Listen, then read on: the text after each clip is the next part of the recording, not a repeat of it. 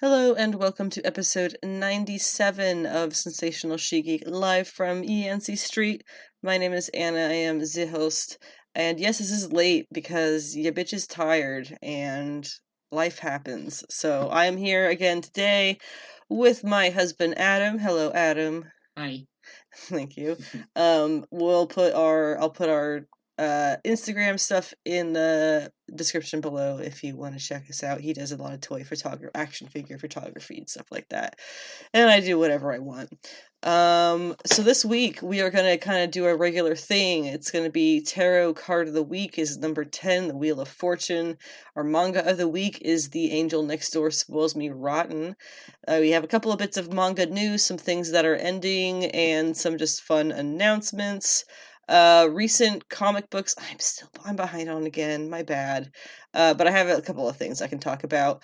And then we'll briefly go over what's coming out this week in comics. That's today for DC Comics, which is June 6th. Welcome to June. Happy anniversary, whatever. And also the 7th, because the DC has just got to be special and be coming out on Tuesdays.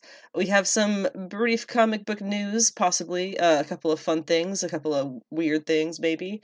And then some TV and movies. We'll talk a couple of fun things we've been watching recently, brief news and announcements and stuff, but primarily, of course, it's going to be the Across the Spider-Verse review and discussion. We watched that Sunday night really late. It was really good. Obviously, really did fantastic following up for the second movie. So we'll talk about all of that as we get there. In the meantime, I do have a YouTube page. I've been uploading a number of things recently for action figure review videos. What was it? I did Huntress and someone or other a couple of weeks ago, and then just recently I did it was Red Sonja from Loose Collector and the Anya Forger in the uniform, which is a new version that has 7 faces, which was pretty crazy. Storm, that was the other one that I did a few weeks ago. The Mofex, Storm, and Huntress, and then Loose Collector, Red Sonja, and SH Figuarts Anya. And I also put all my podcast episodes on YouTube, as well as pretty much, I'm pretty sure, everywhere else that you can find them. And there's a Discord that you can join as well, to talk about really whatever we want to talk about, related to the podcast or not. So you can check all of those links and more in the description at the bottom. Before actually that we get into the Wheel of Fortune card for Tarot Card of the Week, really great mail call today.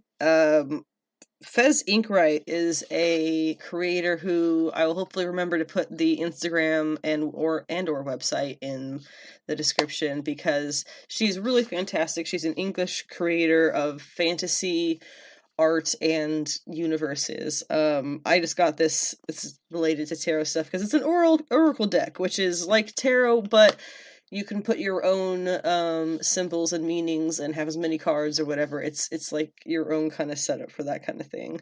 And this is the Citadel, a fantasy oracle.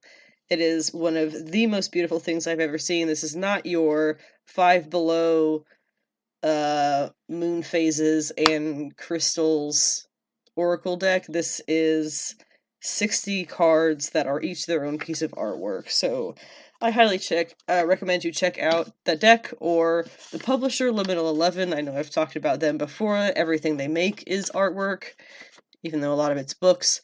It's all art. It's beautiful. And then you can check out Fez Ikwright because she also makes really amazing RPG add-ons. I don't do RPGs, but I would start just to have a reason to buy these add-ons, these materials, because they are fantastic and just highly creative and just beautiful to behold. Anyway, getting into the Wheel of Fortune. We'll be going through some history for the Wheel of Fortune card.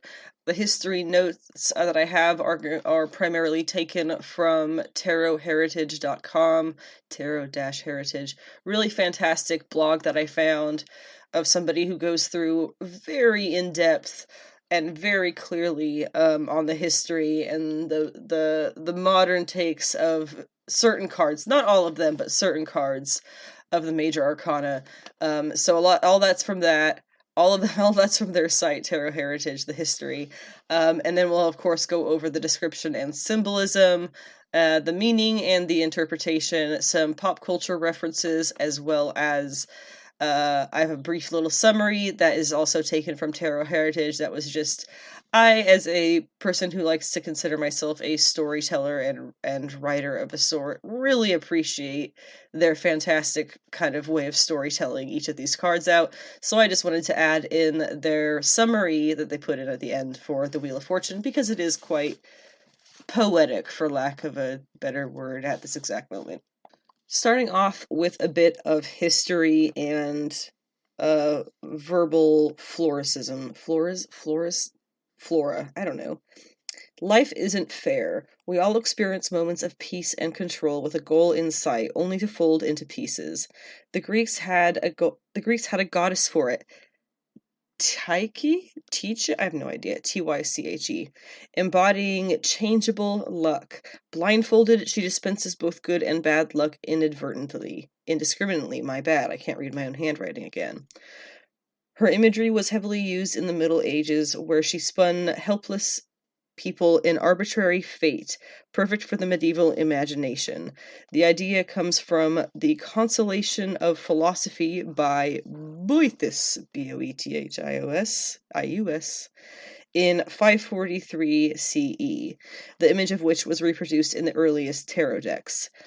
This concept inspired the likes of Dante, Chaucer, and illuminated manuscripts. His book is still in print. While not described in traditional terms in his book, the wheel was defined usually with kings seated on it as it ever turns. Clergy and animals were also common. Human/plant life cycles, the planets, all could be used as inspiration. Skipping forward in history a little bit, Eliphas Levi's Tarot of the Occult, described in his 1856 book, Transcendental Magic. Cool. Had similar elements on a new wheel, one where the figures clung to desperately instead of it moving. Waite didn't believe in, later on in history, that's the Rider-Waite Smith deck, that is A.E. Waite, didn't believe in the myth of Egyptian tarot, but he still used several design aspects of the Levi deck, which had also Egyptian figures. Going back to the book by Boethus, Boethius, he was the golden boy of the late Roman Empire who lost everything in a dramatic turn of the wheel in his own life. Born into an aristocratic Roman family in 480 CE, he received an excellent education, and by age 30 he was rising quickly through the ranks of the imperial administration. In his spare time, he translated Aristotle and Plato from Greek into Latin and wrote books on music, mathematics, and medicine that became standard textbooks. His works are considered the foundation of medieval Christian ethics and logic.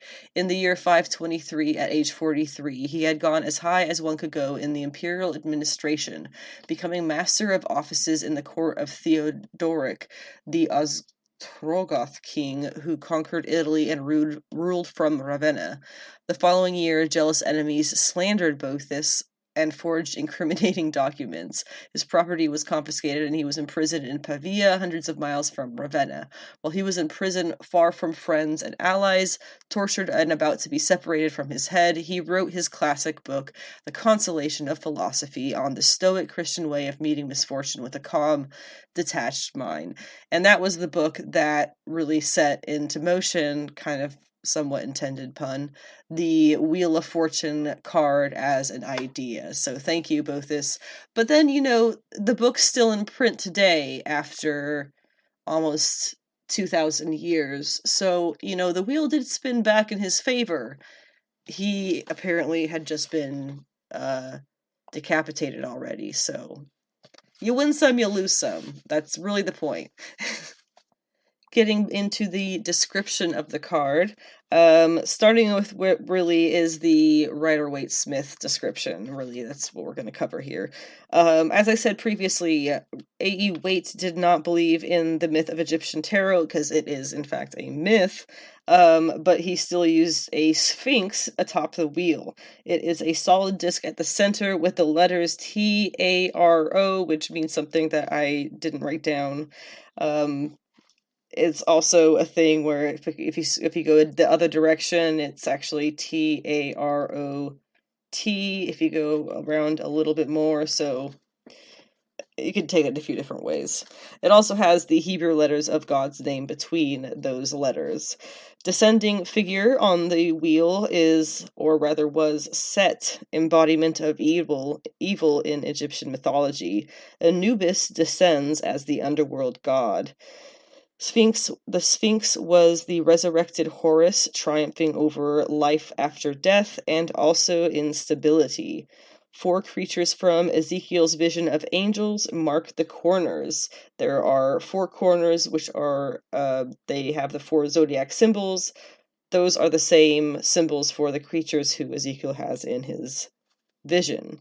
Also on the wheel in the center, there are 4 alchemical symbols for mercury, sulfur, water, and salt, which represents the 4 elements of which are the biological building blocks of life. The wheel is up in the clouds, referring to it as in another dimension, separate entirely from us. The figures on the wheel are winged figures, and they apparently are reading the Torah, a book of wisdom. Set is a snake, which is, of course, the symbol of evil, and Anubis is his self, which, of course, is Anubis, and the Sphinx also represents life's mysteries. It holds a sword, which represents mental clarity, and finally, the 8 spokes of the wheel are the transcendental energy from God that creates the known universe, apparently. Moving along a little bit into interpretation, according to A.E. Waite in his 1910 book, I believe it was, the Wheel of Fortune means destiny, fortune, success, elevation, luck, felicity. I don't even know what that means. Reversed, increase, abundance, and superfluidity. Superfluity? I don't know that one either. Boethus and his medieval wheel warns us not to put our faith in things like money, fame, or social status. Since God spins the wheel, you can only rely on spiritual values. Worldly attachments will inevitably let you down. These days, we like to think we are the master of our own fate, not the victims of supernatural forces we can't control. Getting this card in a reading may tell us that a surprising change is coming up, but we can pull other cards to tell us how to cope with the change or how to stop the wheel from turning so we can create the destiny we want. Rather than an inevitable disaster, the turn of the wheel can be an initiation into a new beginning. In pop culture, JoJo's Bizarre Adventure, of which Adam is a fan, has another stand. I know we've talked about this many times before. The stands, which are the powers. This is another one named after tarot cards. The Wheel of Fortune belongs to Zizi, who is at one point a minor antagonist. In the Marvel Tarot, which is a 2007 comic issue that is meant to be like this magical dude's journal and notes of things, many of which include the cards, or rather the characters who appear on his tarot cards as he draws them. There are 3 characters who appear on the Wheel of Fortune card in his deck, which makes sense. There are 3 characters on the card. The characters from the Marvel Universe he sees are Nagali Sardos, Amanda Sefton, and Irene, also known as Destiny of the X-Men. He's got a bit to say about this one, so we'll go ahead and zoom in on this page and start reading it because it's quite a bit. Okay. 3 women are showing up on this card as well. Unlike the situation with the Priestess card, the Wheel of Fortune is built around the idea of a trio, past, present, future, the Morai, the Norns, the Weird Sisters. Maiden Mother Crone. Now, welcome to the mix, the mother, Margali Cesardos, the maiden, her daughter Amanda Sefton, and the crone, who I believe I am picking up to be the ghost of a deceased, this was 2007, remember, mutant precog named Irene. Yay! I don't believe Margali is a bad person. I also am not so sure that the description of good really fits either. She is a strong woman who is always certain she knows what's best. Not only is she strong, she is powerful. Much of that power comes from the highly unpredictable extra-dimensional conduit known as the Winding Way. The Winding Way is a roller coaster ride of mystic power and a rarely used detour off the third path. Usually exogenic magics involve spellcasters following certain prescribed procedures for invoking and petitioning of extra-dimensional entities. In the case of the Winding Way, the dimension is the entity, and the entity seems to be making up the rules as you go along. The Way once made Margali so powerful that she was able to create a fully functioning replica of Dante's Inferno, and then a short time later left her barely able to read signs from a cup of tea leaves. The winding road is a little like the Wheel of Fortune. 1 minute you're riding a wave of success and you're king of the world. The next minute you're begging for cash to buy a sandwich at Burger King. But then some inadvertently tosses in an Indian head nickel in your hat and you're on your way up again. Sometimes you never really reach the top. Take Margali's daughter, for example. A talented sorceress, she has spent her life in shadows. First, the long shadow of her mother, then the kinder shadow of her famous boyfriend. That's Nightcrawler. Oh, it says Nightcrawler, I knew that. Lately, she has been trying to shake off the shadow of a dead woman. That's Ileana Rasputin. But hard as Amanda tries, there is only one magic, and I am getting reports that the former deceased sorceress is alive again. See notes on Justice. That's coming up, we'll get to that. How will Amanda handle being let go from Limbo? The one I really feel bad for is the poor ghost. I don't imagine Destiny will be resting anytime soon. This generates real power, and I am sure Margali knows best use for it. Really interesting take on this card for sure. I also wonder, whoever the heck wrote this, IRL, what they would change about this now that Destiny has returned. Is that just her wheel turning back upwards? Did we just come full circle? Another pun! Finally, in the pop culture references for the Wheel of Fortune, this is a really fun one in the Anime Tarot by Natasha Iglesias. The archetype that she relates to the Wheel of Fortune is the magical animal mentor. What she says here is, the Wheel of Fortune's analog in anime is the magical animal mentor. Many heroes and heroines are unaware of their profound destinies until a magical animal mentor informs them about their fates. These enlightened creatures reveal just how much magic is at the work in these characters' worlds. They advise and guide those around them toward their destinies. Their knowledge of the language of fate and the karma-bound workings of the universe make them invaluable allies and teachers.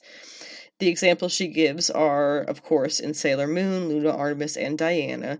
In Cardcaptor Sakura, of course, Cerberus, RE0, it's ReZero, isn't it? We already went through this. Starting Life in Another World, it is Puck. Puck's pretty high up on the list for me, not gonna lie.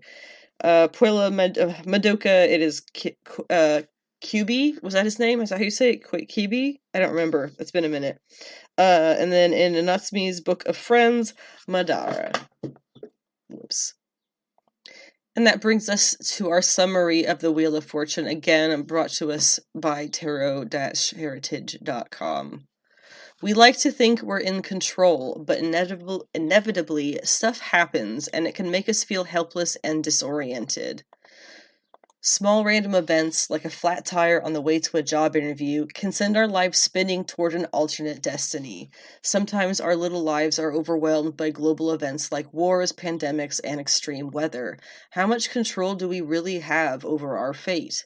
Perhaps due to the New Age belief in reincarnation and the neo-pagan focus on the cycle of seasons, this card is often associated with repetitive cycles, including cycles of reincarnation. The Robin Wood design deck Wheel of Fortune card shows someone cycling repetitively through the same emotions. The artist calls this the emotional roller coaster card. It warns us that we're stuck in a rut, doomed to make the same mistakes over and over again until we get some perspective and detach ourselves from the wheel. Medieval Christians like Boethus were advised to disentangle themselves from the material world, accept their misfortunes as part of God's plan, and have faith that whatever happens is for the greater good. Since we have more tools for controlling our destiny and are less at the mercy of natural forces than our medieval ancestors, we take a more proactive attitude towards fate. Rather than wallowing in victimhood, we try to take back control and create the life we want. In another example, the ship's captain in the Pirate's Tarot deck is not surrendering to the wind and ocean currents. He has seized the wheel and is using all his strength to keep the ship on course. But the figure of Fortuna in the center of the wheel is a reminder that we are never in complete control of our destiny, even when we think we're the captain of our ship. This card prompts us to look at where we are on the spectrum of possible meanings. Are we overwhelmed by powerful forces controlling our life? Do we feel that higher powers have it in for us and will never get a break? Are we at the mercy of emotions and blind spots that keep us making the same mistakes over and over? Or do we see ourselves sitting on top of the wheel in total control, arrogantly immune to the disasters that bedevil lesser people? The ship's captain shows a middle course. Have a destination in mind and a course mapped out. Control the wheel, but have flexibility to change course in response to emergencies and setbacks. Our manga of the week, as we kick off that segment of the podcast, is The Angel Next Door Spoiled Me Rotten. It was originally a light novel series written by Seki-san and illustrated by Hanekoto, and a manga adaptation was created with art by Wan Shibata and a composition by Suzu Yukui, with 2 volumes that have been published. I have been reading this as much as I can, however I can, really. It's really cute. There's another one that's kind of in a similar boat that we may talk about in a couple of weeks, but it's the opposite. It's the boy who wants to be a house husband for the idol. It's cute as well. The plot for this one: Amane lives alone in an apartment. The most beautiful girl in school, Mahiru, lives just next door.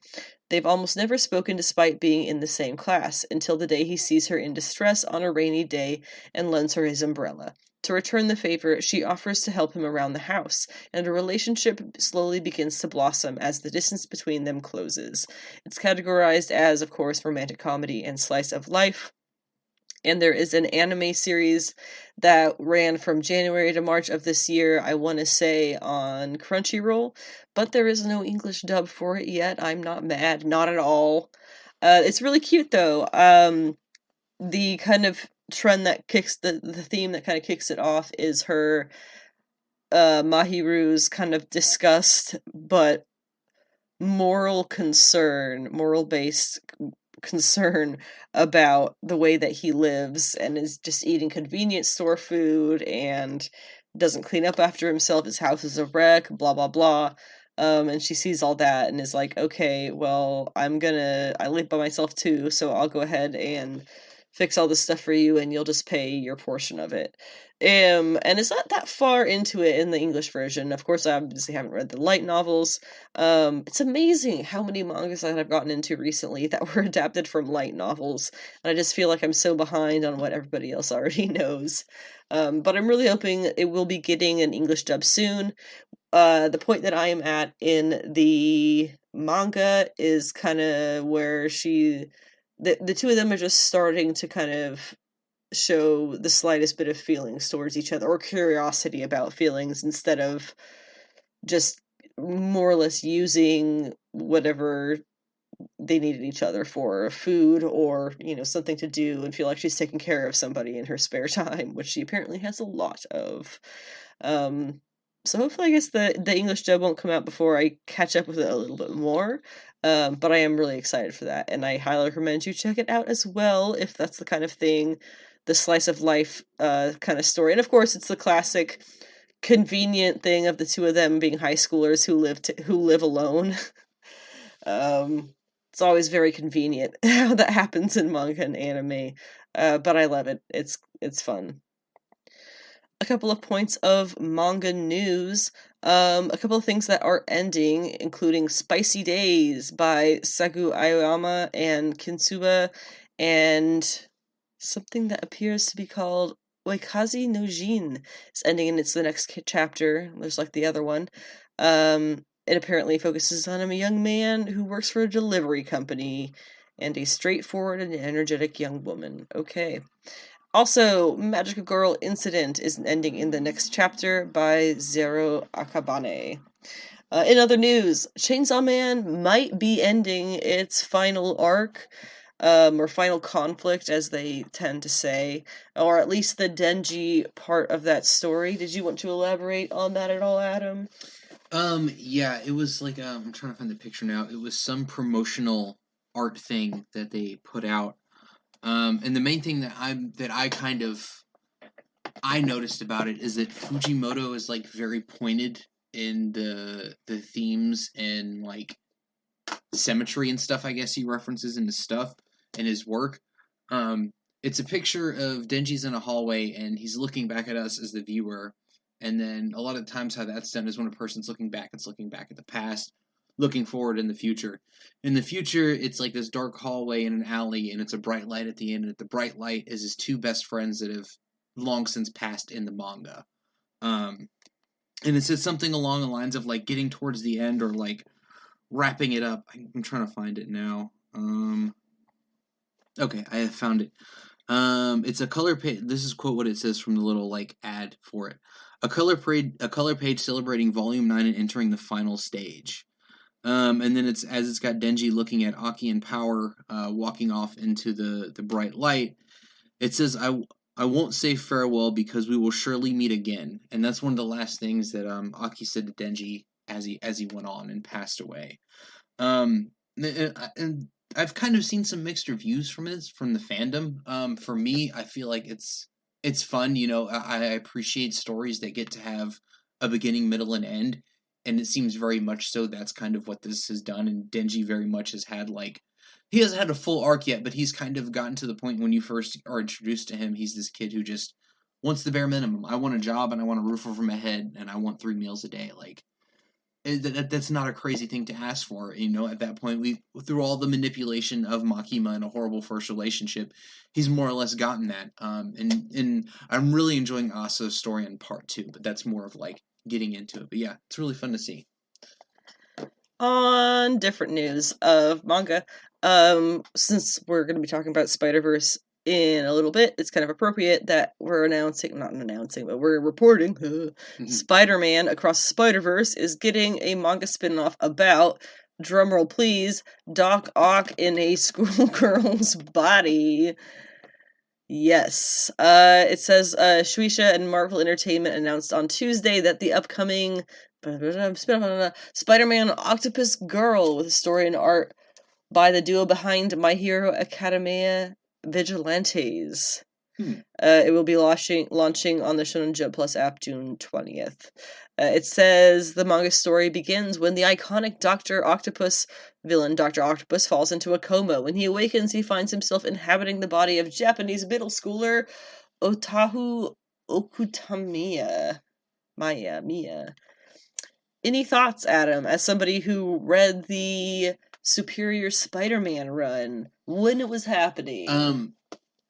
Dan Slott deserves all the hate he gets. And also, I don't mean to get on a quick Dan Slott tangent, but I am. He deserves it. Yeah, he does. I saw him the other day, like, trying to play the high ground on people, like, you know, being mean to him on Twitter. People don't remember when Dan Slott was first on Twitter, he responded to everything, and he called people idiots, he called them shitheads, like, he can't take the moral high ground on arguing with people on Twitter, because he said some foul stuff to people on when because I could tell they would get under his skin. I think he's learned the time. But anyways, Superior Spider-Man probably was the bright bit of his run, but they've just brought it back so many different times under so many different relaunch titles, it just doesn't hit the same.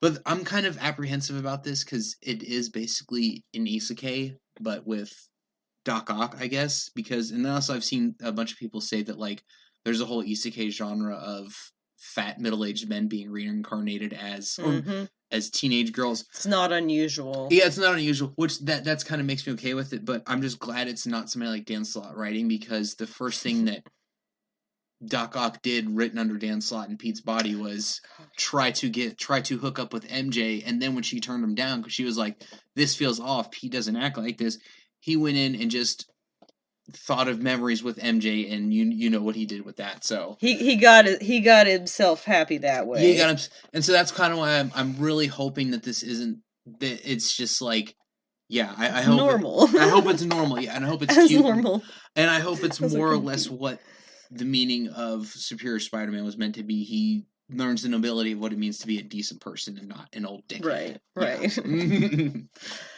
Very briefly, the last thing is just that Manga Up is going to launch the Miss Shachiku. Wow, that sucked. And the Little Baby Ghost manga in English. It sounded cute to me, that's why I wanted to mention it. It says, when corporate slave Fushihara-san, it's a couple of those I've been reading actually, works late into the night, a worried ghost named Yuri-chan tries to send her home. She helps with her work and brings her snacks while pleading, "Be gone now!" Fushihara's heart just can't get enough of her cuteness. Be healed by the heartwarming daily lives of Fushihara-san, who can see ghosts, and the caring Yuri-chan. Super cute. It's by Imari Arida. I will definitely be checking that out when it has come out in English. The comics that I'm going to be talking about as we begin our comic book segment are Hellcat number 3, The Ambassadors number 5, and yeah, it's only 3, Disney's Maleficent number 1, which was really good, okay? Just let me get there. Starting with Hellcat number 3, this has been really fun. I have a tiny bit of critique, I guess, about the art, in that in this issue it felt very loose and didn't really match up with itself. It was very all over the place, but that's fine. You know, sometimes Patsy looked like shit, and sometimes she looked done really well. Consistency issues, maybe. I don't know. It's probably just Marvel being dicks and pushing the artists to go really fast. Like, we know they do. We know this.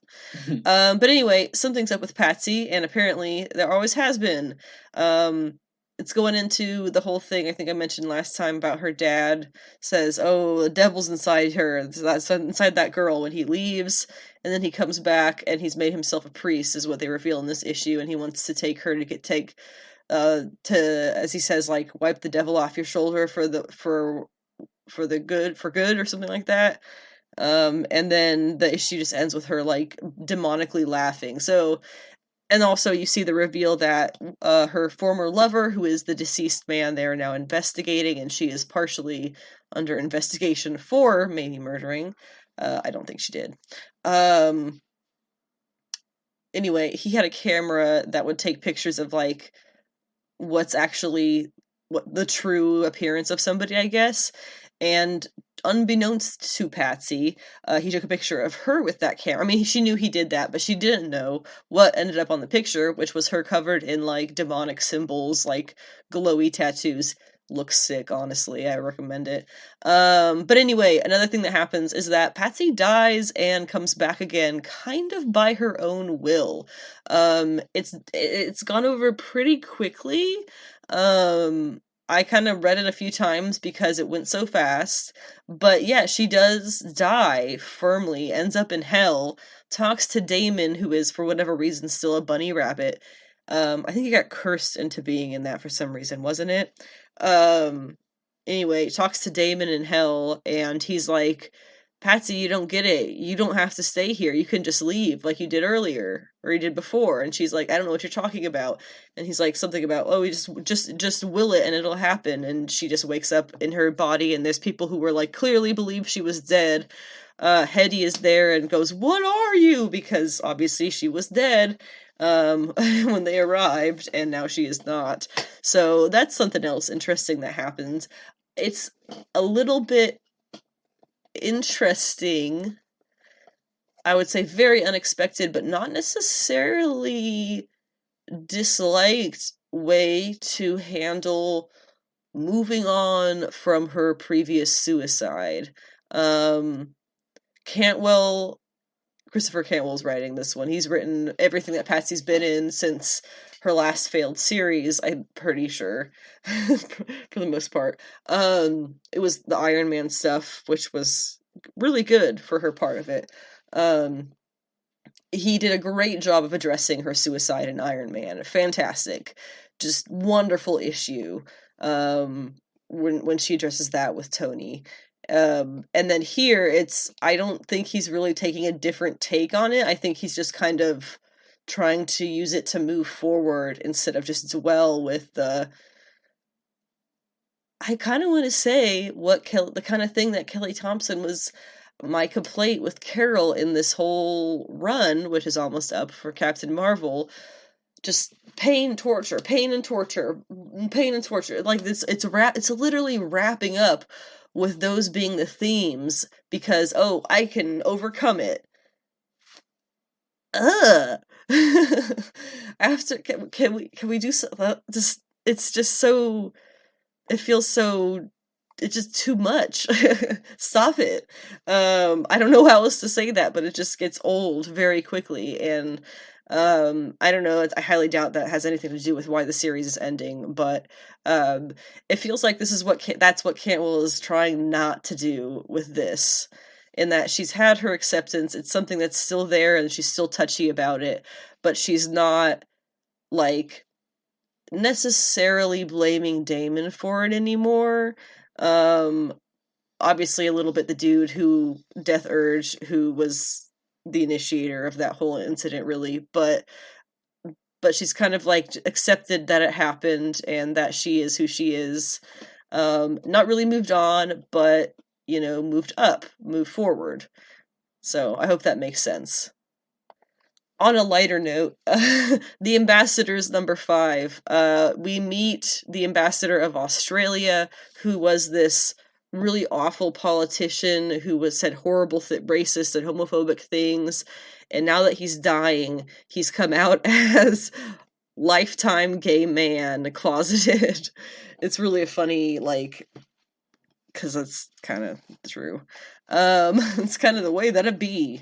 But anyway, so now he's the ambassador to Australia, and he meets someone in the middle of a mission who I think, I'm like 90% sure, is working with his boss's ex, the one who was going to take her down with a traitor.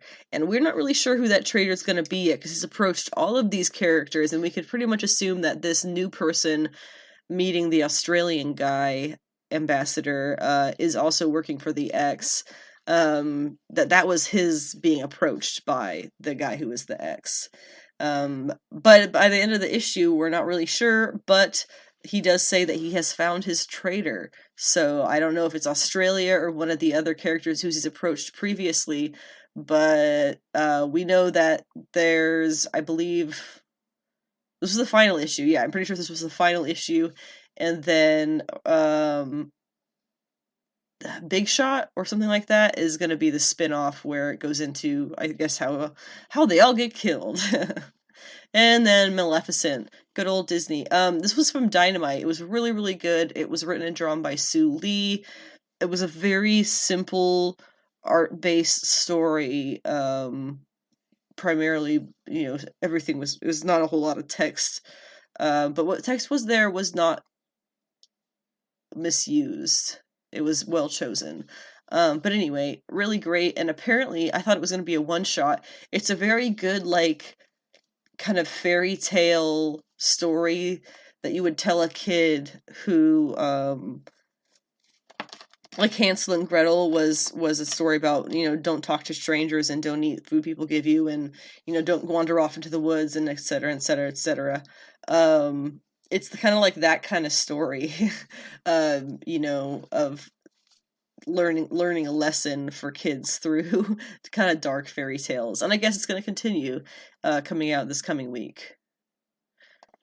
Speaking of this week, it's not actually this coming week. It's now. It's happening by the time you're listening to this. We got a lot of fun stuff coming out. Starting on the number ones, we have Hope number 1 from Source Point Press by Dirk Manning and Sally Scott. Frank Frazetta's Mothman is from Opus Comics. Loki number 1 is obviously Marvel. It's by Dan Waters and Germain Peralta. We have some really sick covers by Art Germ. It's Lady Loki. He does great. Todd Knock, Frank Miller, and a Rod Reese variant. Omega Gang number 1 is from Scout Comics by Matteo Rivoshek-Sechi and Nicolo Lapi. Wow, that sucked. Steelworks number 1 comes from DC. That one came out today, actually. It's going to be a 6-issue miniseries by Michael Dorn and Sami Basri. Sudden Death number 1 is from Scout by Alexander Banks Youngman and Robert Ahmed. Kind of a fun take. Teenage Mutant Ninja Turtles versus Street Fighter comes from IDW and is written by Paul Aller and Ariel Medel. X-Men Before the Fall, Mutant Strike First is a bunch of drama that I really don't want to have to read, to be honest. I'm not really looking forward to it, but there's a bunch of stuff. Bishop's involved. Devastating mutant attack. Steve Orlando writes it. He's not my favorite, to be honest. Valentina Pinti draws. Cool Oscar Wernick and Oscar Vega variants. In Hell We Fight is the last number 1 from Image Comics by John Layman and Jock. Yes, J-O-K, Jock.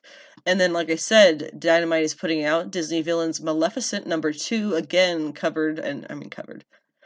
written and drawn by Sue Lee. Cover artists are Jay Lee, and then Jennifer Meyer, Sabine Riesch, Sue Lee, Rebecca Puela, and Erica D'Urso. Star Signs comes with number 2. I liked number 1. We're on a good swing here. Image Comics by Saladin Ahmed and Kelly Fitzpatrick with Megan Levins. Hairball number 3 continues with some darkness from Dark Horse by Matt Kint and Tyler Jenkins. And my favorite on this list, because, I mean, if you've read it, you know why. Purgatory Must Die, number 5, from Dynamite by Ray Fox and Alvaro Saraseca, the modern Purgatory, philosophers? I don't know. And it is the final issue. I will pray to the Purgatory gods that we get more. The Ambassadors, number 6, there we go, that's the final issue. Mark Millar is joined by Matteo Scalera on this issue, which is from Image. And it's going to be followed up by that one, that's the name I'm not sure, but I think it's like a Big Shot or something. Love Everlasting, number 8, is that Tom King, Elsa Chartier series from Image. And then Dark Knights of Steel finally comes back with number 11, Tom Taylor and Yasmin Putri. This is of 12, which we already know we're going to have a follow-up series to this, which I am already super excited for, because that reveal in issue 10 was bonkers cool. Covers for this one are by Dan Mora, Luda Lulabi, and Ijuke. I apologize for that pronunciation. Immortal X-Men number 12, I do not know if I have the patience to read, but it's by Kieran Gillen and Lucas Wernick, whose art is always great. Traitor Colossus comes to light in this issue finally, which may make it worth it. Poison Ivy number 13 is G. Willow Wilson and Marcio Takaro. Covers by Jessica Fong, Frank Cho, Claire Rowe, Mindy Lee, and Kai Carpenter. Finally, X-Men 23, I may or may not read.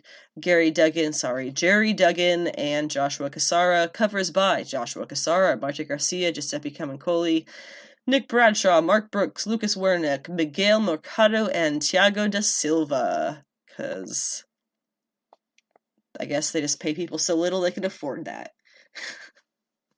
Bad joke. I have 3 points of comic book news that I would like to discuss. We'll start with Marvel, because the 2 are DC. Hey, so this one is gonna be really cool. It is called G.O.D.S.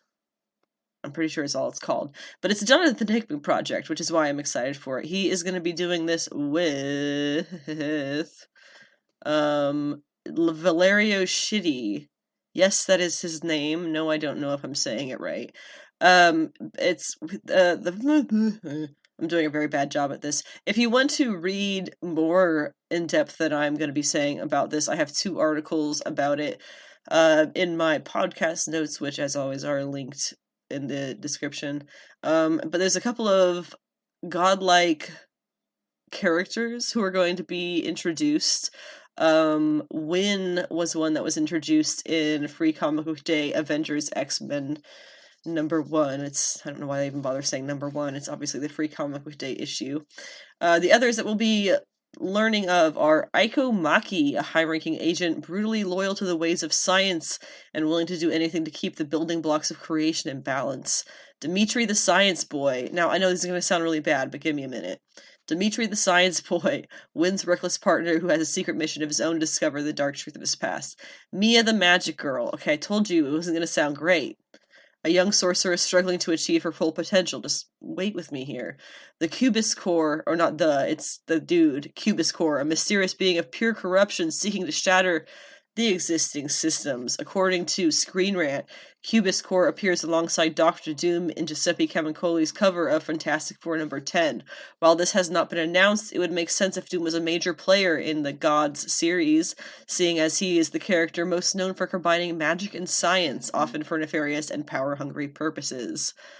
And apparently there are more beings yet to be revealed, some of which will appear in the Hellfire Gala specials, which I have very low expectations for because, as I've already said, the outfits are always disappointing. But I told you to wait with me because here is Hickman's explanation, okay? When I came back to Marvel a few years ago, I wrote 2 series Bibles. The first was House of X. We know that was great, right? The other one was Gods. I feel like that's probably all I really need to say, but I'll keep going. To say that I'm excited to finally be able to share this story with everyone is a massive understatement. Gods takes place in its own special corner of the Marvel Universe, in the cracks that lie in the intersection of science and magic, and revisits some of the characters and concepts that we've reimagined for a more modern, continuity-driven audience. I've had the pleasure of working with Valerio Schiti on this for the last year, and watching him bring this to life has been a total joy. Gods is my favorite Marvel comic, one that feels like something old but pushes the Marvel Universe in an exciting new direction. See, I told you it was worth it. It sounds kind of weird, but he knows what he's doing. He always does, so what else are you going to say about it? He's great. It's great. So going on to the DC news, one of which is just kind of briefly going to be covered, and that is the announcement of Kelly Thompson and Leonardo Romero relaunching the Birds of Prey title for DC Comics. Their only character who we know is going to be in that, of course, is going to be Black Canary. I think they're going to be doing a slow reveal kind of thing leading up to the series' launch this fall.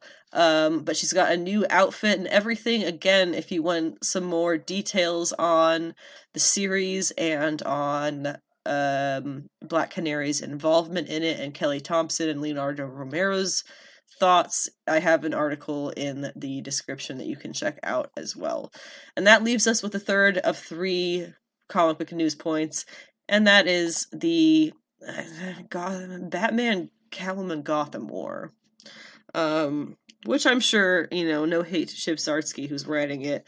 I'm sure this was an editorial choice because all this drama between Batman and Catwoman the past couple of years, which, for a minute I thought was settled. and then, I don't know, was it Future State? No, it was after Future State. I don't know, some stuff happened, and now she was, sleeping with this other dude, which I blame Teenie Howard on that one. She's living out her sexual dreams through her comic books, if I'm guessing correctly. But they put in so much time to make Batman and Catwoman a canon couple throughout the history of their histories as characters in the comics, and then now they're gonna do this. We know, I'm sure, that it will go back to the regular status quo after this. But by God, this is just annoying. Thoughts, Adam? Yeah, it's really weird. Like you were saying, they worked so hard to establish these two as each other's basically other half, the yin to the yang to these characters, and establish it through various different, even Elseworld stories too, establishing that these two are meant to be together, and then just have these weird things of them going back and forth. It just feels off. And then it's the only thing I can think of is that, like, it's the weird stuff they do with Spider-Man too, because it's like, oh, make him more relatable. Mm-hmm. But who can relate to a billionaire? There's not that many people, and let's be real, I don't think many billionaires are buying comics, like, and reading them.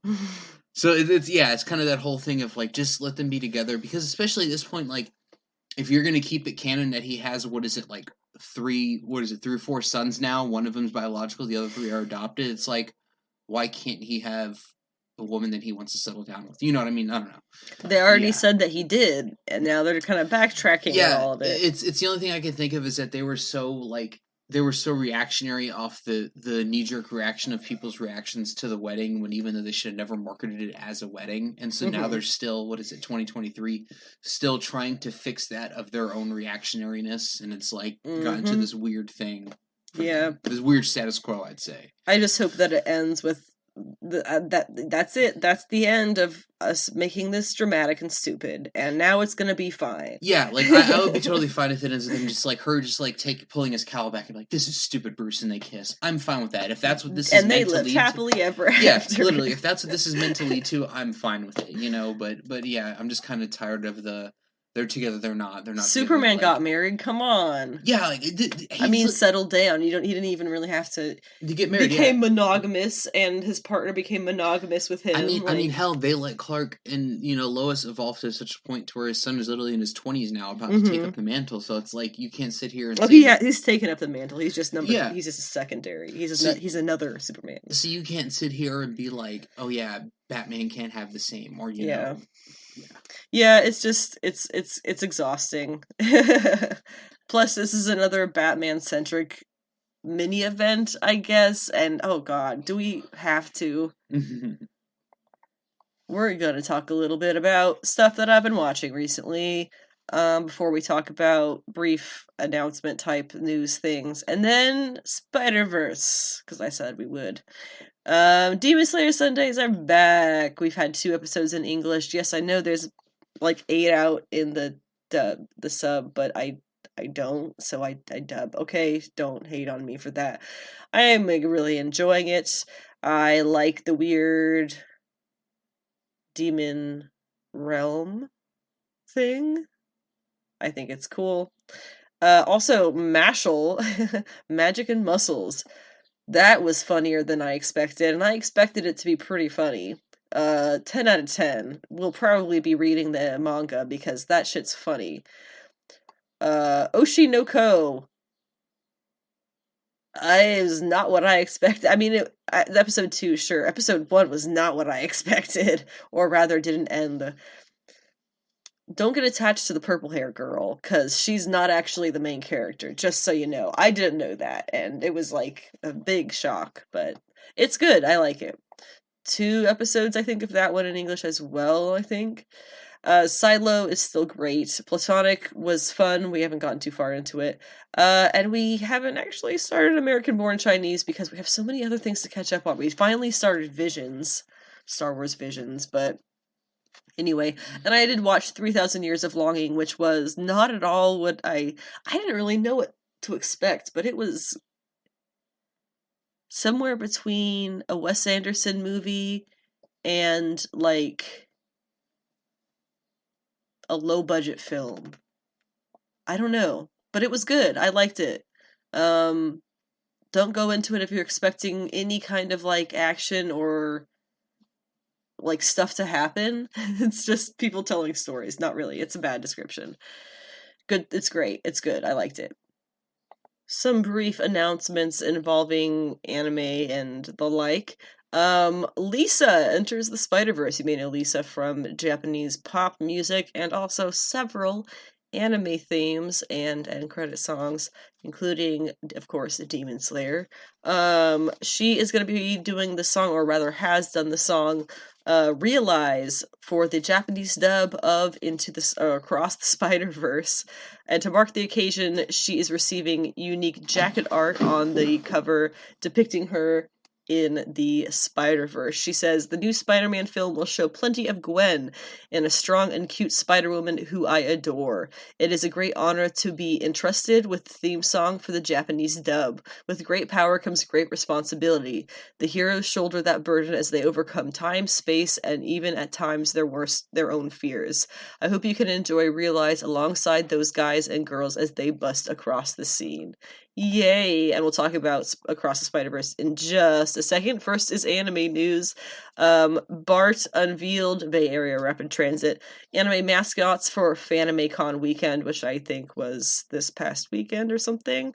But it describes the new mascots in its latest, it says, concerted efforts to meet young Gen Z writers, a growing and reliable writership demographic since the pandemic, where they are in fostering the next generation of transit writers, advocates, and enthusiasts. BART Communications put out an all-call for California-based artists to submit a series of original anime mascots last summer. The open call received nearly 500 submissions. The project credits illustrators Yokura, Niaro, Tofu Buns, Raleigh Bun, and Melody for the designs, and the characters' names are Bailey, Nimbus, Jasmine, Mira, and Barty. Farming Life in Another World is having an English dub released in 2 days, June 8th on High Dive. I will be there to watch it. Sugar Apple Fairy Tale was a fun episode, show, season, whatever, but it is going to have its second part debuting on July 7th, as well as My Happy Marriage, which is going to be debuting July 5th on Netflix. All right, so let's talk Across the Spider-Verse. Really loved it, obviously. I know that you're going to have a lot of great stuff to talk about. You made notes. I did not. I usually do. I did not. This is full-on spoilers, too, just a heads up. A lot of full-on spoilers. If you want to know spoiler review, here it is. It was really good. It's going into a part 2. You should know that going into the movie because a lot of people apparently didn't and were kind of bummed. There you go. I wasn't bummed, but I was like, oh man, we forgot. Yeah, I was like, oh yeah, nice. We're just getting, oh shit, okay. Yeah, it's like when I went to see whichever the Hobbit movie it was that I didn't realize there was going to be multiple, and I was like, how is they only just seeing the mountain? It's like been 2 hours. Like, come on, guys, we have a battle to have here. That's right, because it's whole other movies. Don't even tell me about how that shouldn't have been. I don't care. Mm-hmm. But yes, so. Yeah, and I kind of think the testament stands of how good this movie is, the fact that, we were at the final act and I'm sitting there going, oh, nice. I'm like, it doesn't even feel like I've been here for a full movie. I'm getting hunkered and I'm like just getting excited to get into it. And then it's like that. But yeah, I think that stands to like how good this movie is. And once again, I'll still stand by this. I've said it a couple times. These 2 Spider-Verse movies have nailed what it means to be Spider-Man better than, the 6 or 7 live-action movies have ever done or tried, in my opinion. Mm-hmm. I think what I want to do first is kind of go through the new characters who we meet. Obviously, we'll talk about Gwen and Miles and the different shakeups and stuff with them. But the new characters, I want to shout out to Chris Anka, first of all. I know I've mentioned him before. Really, really incredible artist. Has been working on this movie for like 5 years, I believe, doing the character designs. Not so much character designs, I guess, as costume designs is more accurate. Definitely check out Chris Anka's Instagram, if you can find that, because he's really incredible, and you get some minor insights to now the behind the scenes of creation of some of the designs. So that's pretty cool. So anyway, starting off with there's 2 that I think is everybody's favorites. It's obviously Spot and Hobie. I guess the 3 that I really want to go over is Spot, Hobie, and Miguel. Okay, there we have it. Because I think they were the three new characters that really mattered. Also, just really quickly, we had it confirmed that Miles' roommate is Genki. I just air punching in the theater because I felt like nobody paid attention to Genki in the comics ever, and he got a movie reference, several. He was in that a couple of times. Really loved it. Perfect. Also, great take on Genki. I loved it. Anyway, so let's start with Hobie. Hobie is obviously Spider-Punk. Now, you said something that was really cool that I had thought of in the theater, but I didn't really think of to say it until you said it, but they make a really good point, because they do it with all the spider characters you meet, right? They throw the comics down across the screen, and then it gives the little bit of intro of them in their world, right? I'm Hobie Brown of Earth whatever, and I'm the only Spider-Man of my world, or whatever, and his was really cool because it showed that he doesn't just call himself Spider-Punk.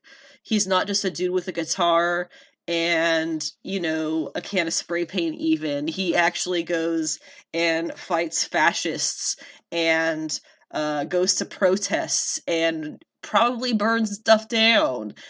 Proper British punk rock kind of guy. And it goes a couple of times he says some things in the movie about like I think one of them was when he takes off his mask for the first time, and Miles is like, I don't know how you're even cooler under your mask. And he looks and goes, I always was. And it's like, oh my god, I don't like just that like neutral, I don't care about anything, but I'll tell you the truth to your face without any emotion. I don't really know how to say it, but it's really endearing for the character, of course, in the context that he plays, because, spoiler alert, he is the one who ends up siding. I know you wanted to talk about this. Sorry if I'm running over your stuff. You're fine.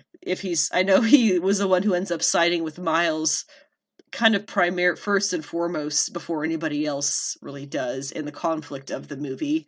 And then, of course, kind of saves the day in the end when he goes back and gives Gwen's dad and it's homemade. I don't know if you noticed all the arcs and everything in the spinny circle they're all in his style. So he has a homemade universe transporter. I don't even know if he could top being that cool, but they'll probably make it happen in the next movie. Really, really awesome. What was the other characters? Then we had not Miguel. Spot. Okay. I knew going into the Spot was going to be great because people were saying the Spot was like their favorite character. Really hilarious use of animation. Just animation and what you can do with a character with the powers that he has, which is more or less making holes into the other room or into somewhere nearby, or it ends up being a lot more drastic than that, of course, when he makes holes in universes, but very what is the candor running off the tongue? He's like Deadpool with the Merc with the mouth thing, but he's not quippy. He's quippy, thank you. I'm great with the words today. He's quippy, but not like on purpose. It's accidental. Just like pretty much everything that's happened to him is all accidental, including I refuse to believe him getting what he more or less is trying to get to by the end of the movie. And yes, he is one part of the villainhood in this. Did you have anything you wanted to add about Spot? I loved how like just he was literally like, just like I was kind of saying before, like we were talking, off the podcast, like Spot was just this regular run of the mill dude who would just steal money and rob banks, and they did that so well. But it also it kind of shows how Spider-Man's like jokiness can like really cut people deep, and this guy was a prime example. Like Miles just didn't take him seriously, and that was his whole driving factor. Like, you did this to me, why do you not take me seriously? And that was kind of his whole driving force throughout the whole thing. And it was really kind of funny to see that. And by the time that he makes himself into what he wants to be in the end of the movie, really great horror character design. Yeah. He looks very much like a little bit of a joke with like the mildest of horrorness because he doesn't have a face and everything. But then by the time of the end, and he's all like scratchy and it's, in the sketchy animation, yeah. It's again them taking such great advantage of their ability to try new things out in animation, or just do new things, not necessarily be the first, but just do these new things for them in the movie that just don't get done. And you see a lot of that also in the art style in Gwen's world. It looks very much watercolored, which thank you, Rico Renzi, for being the colorist on that series to really ingrain in everybody's minds the color scheme and the difference between 616 of the comics and Gwen's, 63 or whatever, 62. Yeah. The kind of like the neon brightness and stuff, which it's just great, and that's another thing that they pulled really well to make that artistically shown like a comic, but also a movie. And then the thing with like the bleeding hair, that was just great. The color changes also. They had the watercolors change and get darker in the background as her emotions change. Very well done with all of that. So you want to talk about Gwen some more? Yeah, I love how the beginning of the movie started off with her like just shredding the drums and like kind of telling the story and like filling us in the angst, and I love that because it really felt like, just like you were saying, like the Rika Renzi like thumbprint on it. It really kind of felt like I was reading an issue that he colored in her universe, because that was the whole thing why I thought Spider-Gwen in the comics was like so fucking metal, was that like, you know, she's in this band called the Mary Janes, would just shred it on the drums and like that whole kind of like punk rock, she, you know, twips and Converse. So cool. And I love that it's like, you know, brought full into that. And that ties great into Hobie with the whole, gotta keep out for my drummer. Are you wearing my Converse? Exactly. He didn't say Converse, he said whatever he said. He did say Converse, yeah. Oh, he did? Okay. Yeah. And then perfect segue to go into Hobie. I was really afraid that they were going to turn him into like a hypocrite, because most American films love turning the revolutionary into a psycho or moron. But they full-heartedly stuck the landing with him.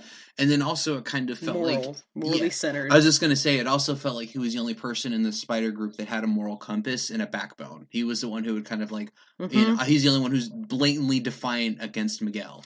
And that's the true nature of punk rock. Yes, it is, and I love that. And Daniel Kuluwale, I'm sorry if I butchered that. Fantastic actor. From was him? Yeah. Oh, from nice. Get Out, from Nope, from Black Panther, all kinds of Black Mirror as well. Dude's a fantastic actor. So to have him voice the character and actually have him have his authentic, because he was so fucking British. Like, I grew up in England, and I was like, oh man, I feel like I'm back at the pubs again, listening to the dudes talk about the football game. But I also love how when Miles first meets Hobie, and after hearing Gwen pump him up, is like, oh, this guy is so cool, we're a great team together, I crash in his universe and I'm wearing his chucks. You could definitely tell that Miles is jealous at first, but they didn't make it the corny love triangle, because just like you said, Miles meets him and it's like, damn, this dude is so cool, how could I not like him? And then the fact that Hobie looks at him and goes, no, I actually support Miles. Like, Hobie is the only person throughout this entire movie, without a doubt, was always in Miles' side and always in Miles' corner. So that's kind of like the whole thing. They got that classic cheesy love triangle shit and just got out of the way. And then, him telling Miles, hey, yo, mate, you gotta do your poems, you can't do your fingertips. And giving him the signal when he's in the cage that, remember what I said? This is my headcanon. I'm probably not going to expand upon it. The reason why he knows that is because Miguel put him in that same fucking thing, too. And that was probably the first time, that would have been the first time Miguel was ever, like, beaten down. So it was like, okay, well, you got me that time, buddy. Yes. Go back to work. And then also here comes kind of great segue. You're awesome with the segues. Thank you.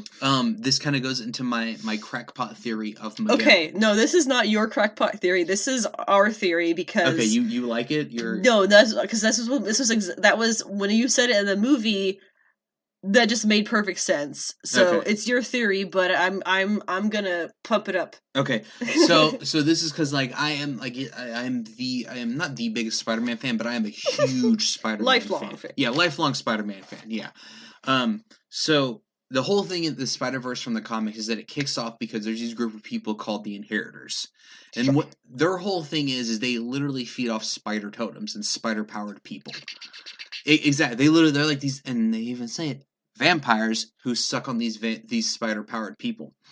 So, anyways, my whole theory is that there was a few times wherever Miles literally looks at him and says, "Is he even a spider? Does he use webs?" There's been and then one of the he straight up says too is that, you know, I'm gonna get into the how he looks and stuff next, but how he says he went to a universe where Miguel had a family and was happy, and then tried to go and live there and replace him.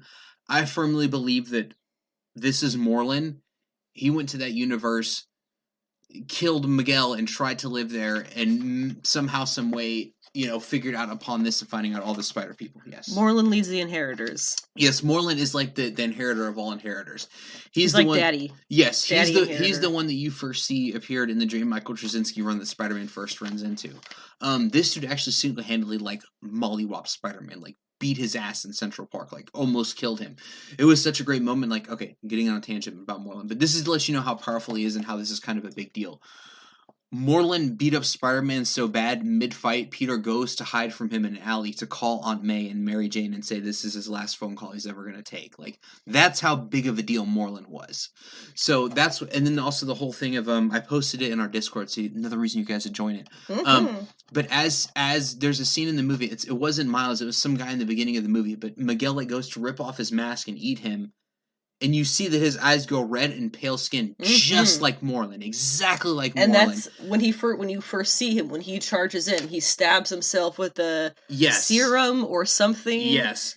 And it turns him back to looking more normal. And yes, and that's my whole thing, and that's basically what the whole Inheritors thing is that they need the spider DNA to keep them sustained. And so this whole thing, what it is my theory. He ended up somehow getting thrown into that universe of Miguel. 2099. Yeah, the 2099 universe. Just looking for spider people to eat, not even trying to like do that. Finds him, eats him, gets his power, then ends up stumbling upon this thing that Miguel was creating, the Spider Society. What better way for people who live off spiders to infinitely feed off spiders than to have this entire... He literally has an entire lunch buffet. He's set up a beautiful spider totem buffet. That's what they're called, spider totems. No Black Widow's not one, that doesn't count. Spider-Woman, actual, spider, you have to have, supernatural spider powers. So that's just my theory. What better way to constantly have food for you and all your people than an unlimited number of people with spider powers? It's really... Yeah. Go ahead. That's just me, because I'm also a lot of and then also they've shown that a lot of these movies are deeply enveloped in the comics and they get a lot of inspiration from the comics, and then you also kind of need something more to pull together all of the spiders than just going to save Miles in Earth 42, which is what I'm going into now. That was such a cool thing to see, Miguel told him, "Yeah, you weren't supposed to have this. That spider bit you." This was the big reveal. Universe. Yeah, the spider that bit Miles is actually from a completely different universe and got kind of zooped in there the first. Never supposed to bite him. Yeah. So then, as Miles escapes from there, they have this thing that scans your DNA and sends you to your universe. Creepy spider thing, dude. That is going to give me nightmares. That kind of makes me even more think they're tied into the Inheritors, because the Inheritors have the big spider thing. Thing is nefarious. Yeah. So what ends up happening is that since Miles was bit by the spider from a different universe, it changed his DNA. So it thought he was from Earth 42 when he's actually from Earth 1610. So it sends him there, and then at first I'm like, this looks weird. You end up finding out that in this universe, since there was no Spider-Man, the Sinister Six took over. They're called the Sinister Six Cartel. So freaking cool. Then in this universe, it's actually not his uncle who ends up becoming Prowler, it's him. Which is an awesome reveal. Awesome reveal. That's something that's not even from the comics. That's why I love when they get adaptations and they do their own stuff with it. But you can taste it as soon as he says to his uncle, it's okay, I know you don't want to be the Prowler, and he says, I'm not the Prowler. As soon as he says that, the connections are made in your brain, and it's you got the slow reveal of him walking into the room, just huge Black Air Force One energy, and then he even has on the braids too, pure AI, back in the day braids. Yeah, fantastic. So my whole thing is that it ends with MJ kind of doing a call to arms of the people coming to her. So I think that the first act of the not MJ. Oh God, Gwen! I am so sorry. Gwen. MJ is not in the know about this because Peter Parker will get in trouble. Yeah. So, what I think the first act of the next movie is probably going to be the call to arms of Gwen getting her team together, and then it's going to be them fighting the Earth 42 Sinister Six cartel, which will be kind of cool. And then they got to save Peter. Yeah, and then I think after that, because I think because if this would be split up into two movies, if that's kind of the beginning and you get it all solved in one go, you have to have the second bit of, I think, the Miguel reveal, and then Miles eventually going back, figuring out some way to save his father because Spock gives him some vision of seeing his father dying. Yes. So that's pretty much, I guess, the theory of the next movie. Loosely, I did remember two characters we didn't mention, Spider-Woman and Spider-Man India, which I think is what he's called. So just briefly, Spider-Woman, because she was obviously Issa Rae, did a fantastic job, but she was very much like a one-to-one from the comic Spider-Woman. Yes. Besides, she's obviously married. She refers to her husband, and Jessica Drew in the comics has never been married. But everything else, like appearances aside, like it's just skin color and hair is really all the difference is. Because she's still pregnant. She's still badass Jessica Drew. And the attitude. And the attitude. Yeah, they did a really great job of putting her in animation, and Issa Rae did a fantastic job of voicing her. And then Spider-Man India, he is voiced by, I'm so sorry in advance, Karan Soni. You've seen him in stuff. Dopinder from Deadpool. Dopinder from Deadpool, obviously, is the one that Adam knows. Miracle Workers was another one that he was in, which was really great. Apparently Creep 2, and a bunch of other stuff that I haven't seen, I guess. But, oh my god, he's funny! I think he was the cab driver in something once. Oh god, was that... It was Deadpool. Was that racist? No, because it was a cab driver. Deadpool. But my goodness, he is hilarious. The thing that I really loved about them making him in particular, Spider-Man India, because I can't pronounce the name, I'm not even going to try to make myself a fool like that. He is a notoriously, I want to say, twiggy guy, you know? And so when you think, oh, they're gonna put an Indian guy, it's gonna be one of the dudes who's like kind of buff and, you know, broader shoulders and stocky maybe. No, they put in this twiggy little dude. Somehow that fits perfectly, and his voice, I don't know if it's just because I am aware of him as an actor or what, but it captured that perfectly and just drove the, not absurdity, but the carefree fun of Spider-Man. Yes, thank you. Yeah. The carefree fun is very good description of that. Yeah, it was really great. I don't know what the terminology is. I'm sorry for the bangles that he was throwing around like webs, but that was a really cool adaptation. I'm pretty sure his costume was entirely new. I don't think any of that, it looks at all like, just like Spider-Punk, they ramped that shit up. They did it better. With the costume designs. And even when you talk about Miguel, Chris Anka changed his design to have that skull at the front, which I think is so cool. And yeah, I'm gonna kind of circle back around to Gwen, because I saw a lot of talk online about, you know, the fantastic scene of her and her dad, and you're talking about the watercolors, about them necessarily taking her as like trans or queer. I totally get it. But Gwen's story is such an obvious allegory for being queer. The whole struggle of hiding your true self from your parents who don't accept it is a perfect parallel with superhero secret identities and a great comparison to make. That being said, I don't think Gwen is queer per se. It's an allegory, it's not literal. To the point to draw comparisons between the two things to help people understand. But people can headcanon whatever they want. You could honestly make this argument for any superhero character hiding their secret identity, to be honest. And then to kind of wrap it up, what Spider-Man movie doesn't involve a struggle of hiding one's true self from friends and loved ones? It's a broad, relatable feeling to most kids growing up. Part of the reason this character has endured so well, in my opinion. And then to the main joy of every Spider-Man fan to see in this movie. Even people who didn't know that she was a thing loved this. You could hear it in the theaters. Yes. We were in a mostly empty theater, you could still tell. Mayday Parker. I am so glad that this has kind of been brought to the attention of the generic movie audience, because I even kind of like briefly saw on Twitter people were like, why has Spider-Man never had a kid? Oh boy.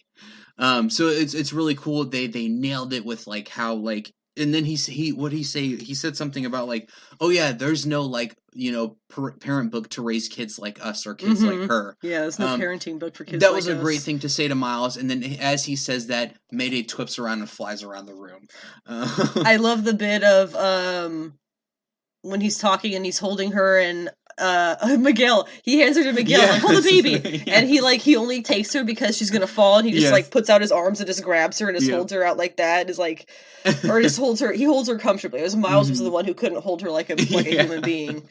And he kind of just, like, holds her there, and then Peter stops, like, oh, what did he say? Mayday took a dump or something like that. Yeah. And Hobie goes, taking a shit on the hierarchy. I love it. Yeah, I love that kind of stuff.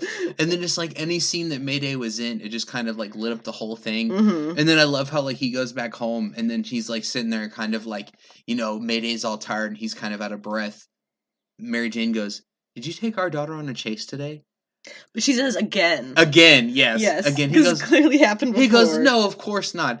And it's the whole fun thing that really makes me think of the Renew Your Vows run of, like, MJ wanted so bad for Mayday not to end up being a superhero, but if your kid has superpowers like that, and your husband is a guy whose literal motto is, with great power there must come great responsibility, you can't help it. And then, and it's just so good to see he made her a little web shooter, and then she even has her adorable ass little knit mask. I love that one. Yeah, when they're going into the scene, he's like, all right, are you ready? She kind of goes, makes the baby noise, and she pulls down the knit mask. It's funny. Love it, man. It's funny the thing that Hollywood does to try and make people want a baby by making the baby a year old, but it completely understands everything, can't talk, completely understands and can respond with not words. But can pick up on, human social cues and empathy and stuff like that. Babies aren't like that, but it's cute. But it makes I'll sense. Accept it. But it makes sense that Mayday Parker would be like that. Let's yes, be real. And he does call her Mayday, so no, editor of Dumacy, you did not help create that character. Thank you very much. What was his name? Niccolo. Yeah, Niccolo, that was for you. The genius got Annie and Mayday mixed up. Two completely different characters. Yeah. Anything else? No, that's it. But I hope the pressure of everybody loving Mayday and seeing Happy Merrily Pete kind of like, because, we have kind of started to see the comics do the movie synergy where it's like whatever's popular in the movies, cough, young, hot Agatha for no reason, cough. That was stupid. So, kind of hoping to kind of take note with that and maybe shift things that way. Not just young, hot Agatha. Young, hot, slutty Agatha. Because that was ever in her characterization. No, not even kidding. They just say that one last thing. Every time I see Agatha, she's drawn like she's a freaking millennial. She's not, dude. She's like 80 in the 70s. She's like over 100 probably easily in MCU time, Marvel time. And millennials are in the mid 30s, close to 40s guys too. So just a heads up. Yeah, we're 30s. Thank you. So that's it. That wraps up tonight's podcast episode. Sorry it came out late, but I wanted to cover Spider-Verse, and we did. I hope it was enjoyable. I'll be back, with any luck, I'll be back in the next episode in a week. Eventually I'll get that Jessica Cruz podcast out because, messy depressy sometimes happens and, Well, I think it's now that it's good that you've seen the movie with her in an adaptation too. Jessica Cruz. Fuck. Sorry. This man just made a fool of himself. I'm not deleting this reel. We're gonna end it on that. Ooh, you just got confused. Jessica Cruz and Jessica Drew. They do have a lot, in your defense, it's a lot of Jessicas and J names. Well, I was stuck on the Spider-Verse wave, so. True. Anyway. I'll take my card. You can have my Take my red card. Yeah, here's my fan card. Anyway, have a good week. Don't be an asshole. Enjoy your last bit of spring.